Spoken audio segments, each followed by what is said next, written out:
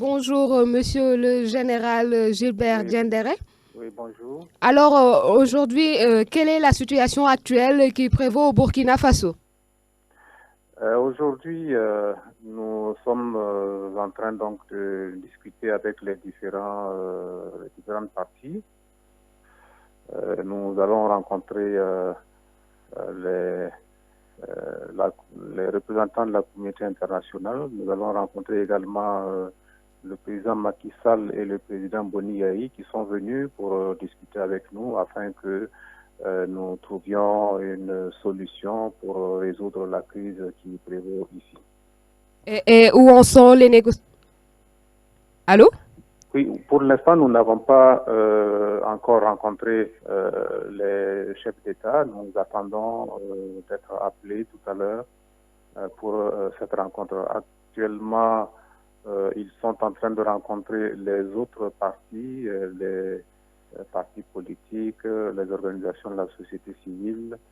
Et nous attendons d'un instant à l'autre d'être convoqués pour que nous puissions, nous aussi, donner notre version des faits. Et justement, vous, c'est quoi votre version des faits en ce moment? Non, enfin, nous, nous allons expliquer et nous allons donner notre position. Nous allons voir avec eux quelles sont les solutions qui pourraient nous être proposées pour une sortie de crise heureuse. Et vous, au niveau du CND, quelles sont les propositions que vous faites exactement pour sortir de cette Non, crise? pour l'instant, nous ne pouvons pas vous les détailler puisque nous devons d'abord exposer ces propositions au chef d'État. Je ne peux pas pour l'instant vous donner la primeur de ces informations. Et on a vu aussi par rapport aux sanctions prononcées par l'UA, quelle est votre réaction? Nous sommes un peu désolés pour les sanctions qui ont été prononcées. Nous pensions que ces sanctions auraient pu venir après les négociations, après les discussions que nous allons avoir avec les différents chefs d'État. Nous avons été surpris que cela se passe avant même que nous n'entamions des discussions. Est-ce que l'idée d'une transition vous effleure? L'idée d'une transition, nous ne sommes pas là pour rester, pour nous éterniser au pouvoir. J'ai déjà expliqué cela. Nous sommes là pour donner, mettre en place les conditions pour des élections libres, transparentes et inclusives. Les conditions d'existence du RSP, est-ce que c'est toujours d'actualité? Oui, c'est toujours d'actualité. Bon, en réalité, l'on a accusé le RSP de beaucoup de choses, alors que c'est un corps d'élite qui avait sa place au sein donc, de notre armée. Mais malheureusement, pour des raisons qui leur sont propres, certaines personnes ont utilisé cela pour arriver à leur fin et malheureusement, nous avons été un peu choqués de la façon dont cette question est traitée. Et on vous reproche souvent de n'évoquer que les frustrations de la hiérarchie militaire.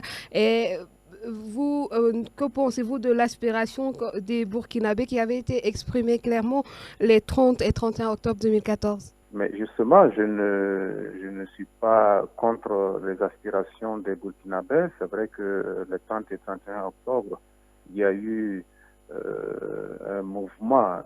Et ce mouvement a emporté, bien sûr, le chef de l'État qui était là. Nous ne nous sommes pas du tout opposés. Au contraire, lorsque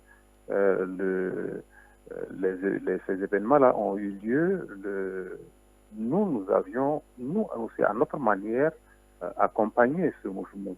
C'est pour cela qu'il n'y a pas eu d'opposition en tant que tel. Le chef de l'État, à l'époque, a préféré ne pas résister et partir de lui-même pour qu'il n'y ait pas de bain de sang, pour qu'il n'y ait pas de problème. Donc, nous n'étions pas, bien sûr, nous étions là, mais nous ne sommes pas opposés farouchement à cela. Alors, comment voyez-vous le futur? Nous sommes confiants. Nous pensons que la sagesse des uns et des autres va l'emporter sur la colère que chacun de nous a pu avoir, et nous espérons, nous appelons de tout notre vœu que nous puissions trouver une issue, une solution qui soit acceptable et acceptée de tous. Et un dernier message pour la population burkinabé qui vous écoute. Je demande à la population burkinabé de rester calme, d'éviter tout ce qui peut entraîner une situation beaucoup plus catastrophique. Je voudrais dire à ces braves populations que nous sommes là pour faire en sorte que notre démocratie puisse avancer, même si l'acte posé pourrait être considéré comme antidémocratique. Mais nous pensons qu'au sortir de cette crise-là, la démocratie au Burkina Faso sortirait beaucoup plus grandie.